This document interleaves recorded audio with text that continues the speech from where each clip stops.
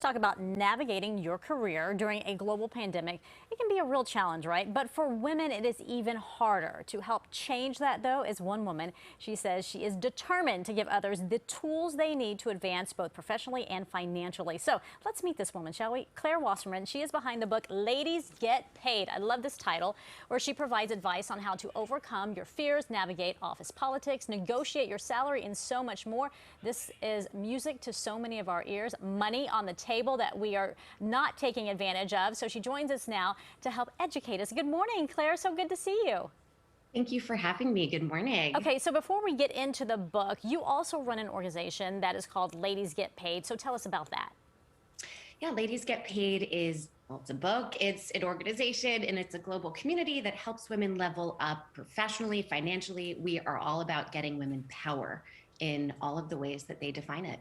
Yeah, so what was the inspiration behind this? Because it's quite, a mission statement to help women do these things that for so many years, we have been underpaid and haven't navigated, as many would say a man would. So what was the inspiration? Misogyny. No, it was statistics. I had read all about the wage gap, the fact that Hispanic women are making 55 cents to the dollar. Leadership, we're not in leadership. We're not represented in politics. There's an investment gap, a funding gap. And I thought, well, as an individual, what could I possibly do to combat something that is so systemic and overwhelming?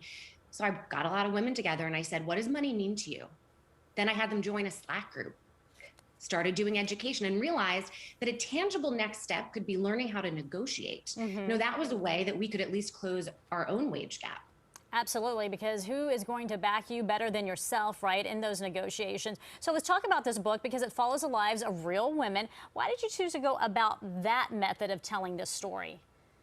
I just think so often we feel alone in our professional challenges. There's a lot of shame that comes with imposter syndrome and perfectionism. And so being able to see yourself in somebody else, recognizing that this is universal, sometimes that is the thing we need to just go, I'm okay. I can do this. Okay, so when it comes to negotiating, let's get down to it. What do women need to do that they may not be doing right now? I think that they need to understand that this is how it works, right? The first offer is so rarely the last offer. It's also not about asking because it's fair. It's about demonstrating that you have contributed to the bottom line of the company. You've saved them money. You've saved them time. You've made them money. So this is a fantastic time where you can demonstrate that you've helped the company.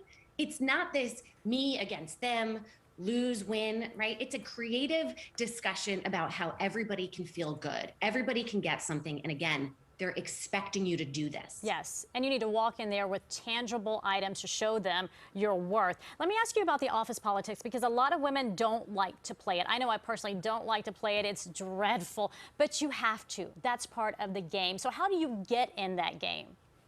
I think we need to not say office politics. I think we should say office dynamics. Okay. Right? This is about everybody figuring out how they can get what they want. How do you know what people want? You ask them. Go and develop individual relationships and ask, how can I help you here?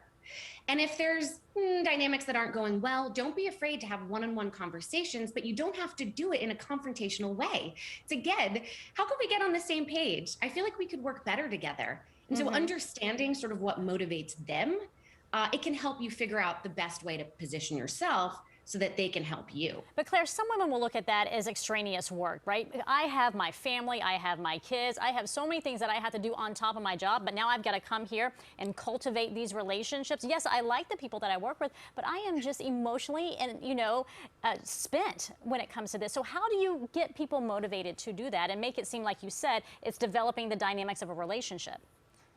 This is helping you do your work better, and it's going to become easier. Right? If you're able to cultivate those relationships, then you're not going to have to deal later on with miscommunication, right? And misunderstanding. So, right, there's a little bit more work up front, but also think about this. The people you meet, those relationships are going to help get you to the next job and the next job. And again, that becomes easier. So develop those relationships now and know that this is your life. This is your career. We have to do this. Yeah, you have to put in the work. You sure do. Quickly, we're almost out of time. Tell us a little bit about this summit that you have coming up. Yes, Equal Pay Day Summit. It is happening on March 24th. Go to ladiesgetpaid.com. We will have an announcement on Tuesday. It's all about the factors of the wage gap and what you can actually do to help yourself and to help all women. All right, Claire, we're going to hold you to it because we want to get paid. Ladies get paid. Thanks so much for joining us today and all the great tips. And of course, there's more information in your book. We do appreciate your time and all this good information. Again, the organization is called Ladies Get Paid, and you can get more information on that at pix11.com.